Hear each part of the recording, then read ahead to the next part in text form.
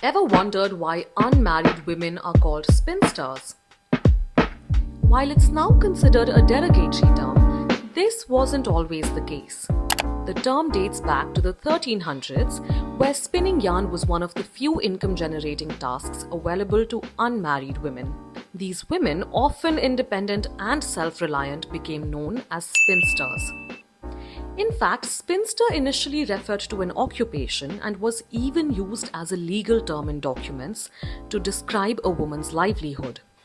At the time, it carried no stigma. It was a mark of productivity and skill. But how did a term rooted in respect transform into an insult? For God's sakes, do you want to die alone? As societies became more patriarchal, women's roles were increasingly defined by their relationships to men, be it a daughter, wife, or mother. Over time, the admiration for spinsters gave way to pity and disdain. The word began to symbolize loneliness and social failure, painting unmarried women as pitiable, undesirable, and even suspicious. Your mother's trying to fix you up with some divorcee. In some contexts, spinsters were viewed with outright hostility. Unmarried women were often suspected of being witches or lesbians, both threats to the patriarchal order. The fear of women living outside traditional roles often led to vilification and isolation. Do I hate men? No. Let us delve into pop culture and the spinster stereotype. The media hasn't been kind to spinsters either.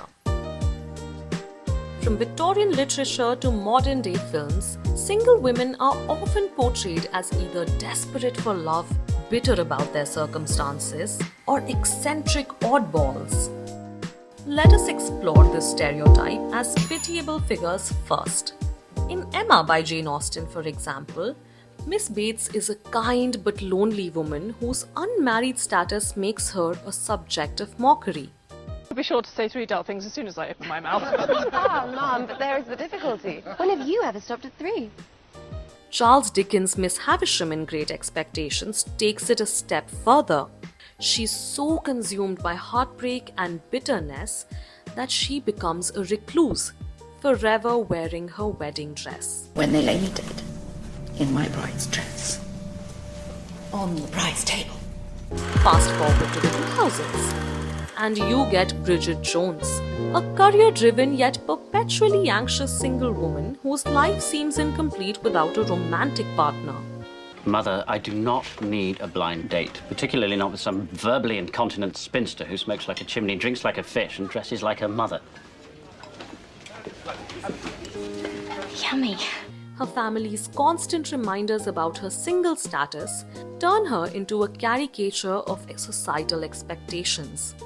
Contrary to these pitiable figures, spinsters are also seen as villains. Disney in particular leans on the bitter spinster trope. Mother Gothel in Tangled, Ursula in The Little Mermaid, and Maleficent in Sleeping Beauty are all unmarried women portrayed as threats to the traditional family unit.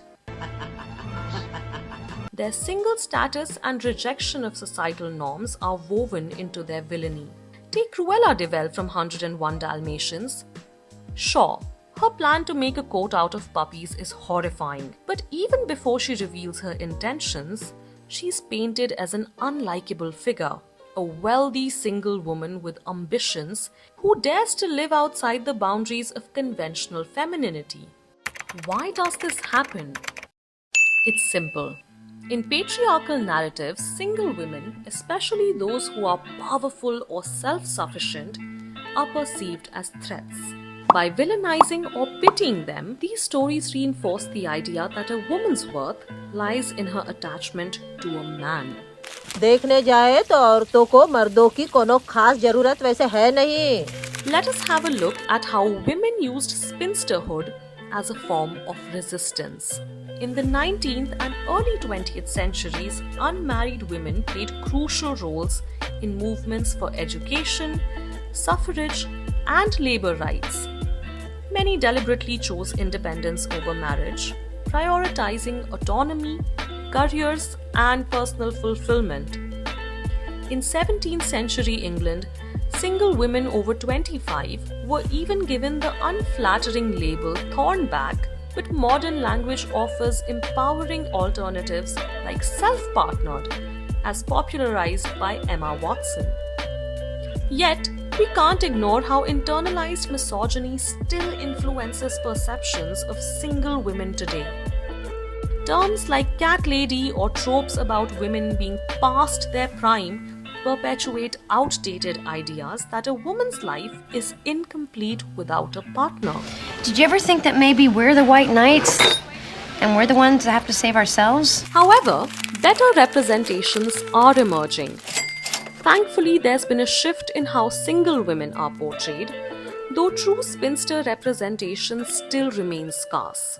Once you're happy and feel fulfilled in your own life and you don't feel like you need someone, they're like, and that is when you meet the one. In terms of the Bollywood evolution, Manju Mai from Lapata Ladies and Sujata Didi from Mamla Legal Hai are refreshing examples of characters who normalize singlehood as a valid choice.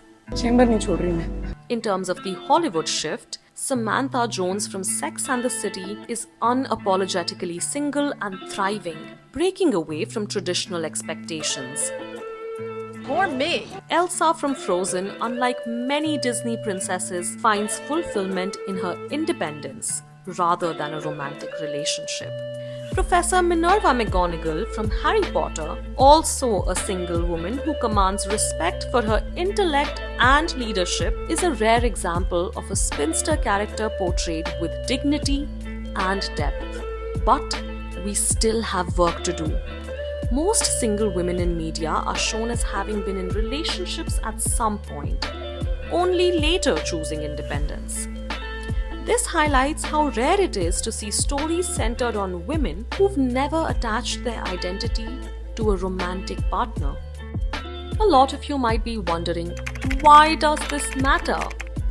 The term spinster is more than just a word. It reflects centuries of societal attitudes towards women who deviate from the norm. By examining its history and representation, we can challenge lingering stereotypes and celebrate the independence and agency of women who choose to live life on their own terms. So, who is your favorite spinster, on or off screen?